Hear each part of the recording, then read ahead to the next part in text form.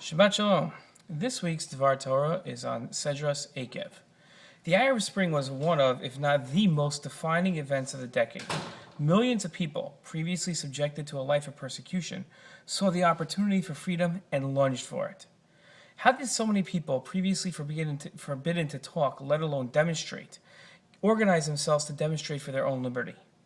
It was the power that the internet gave them. Nowhere was the internet's influence on the Arab people more apparent than in Cairo's Tahrir Square in Egypt. Through Facebook posts and Twitter tweets, millions coordinated their next demonstration against the tyrannical government of Mubarak.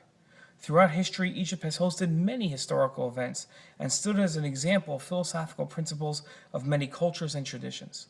This Dvar Torah will examine just one of those principles. In this week's Torah portion, Moshe introduces the land of Israel to the Jewish people. A homeland promised to their forefather Avram, the Jewish people knew that the land of Israel was unique, but wasn't sure about what gave it its uniqueness and its special status. The only land that the Jewish people were used to was Egypt, and it's Egypt that Moshe contrasts against to explain how special Israel was. Moshe said to the people, and I quote, "For the land to which you are coming to possess is not like the land of Egypt, out of which you came, where you sowed your seed and you were watered by foot, like a vegetable garden.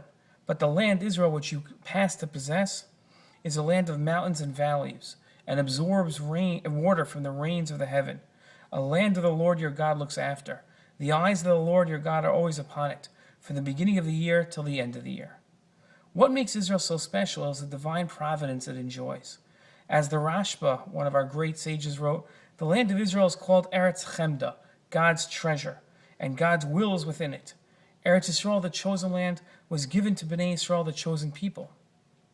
The events in Eretz Yisrael are not directed by angels or representatives of God.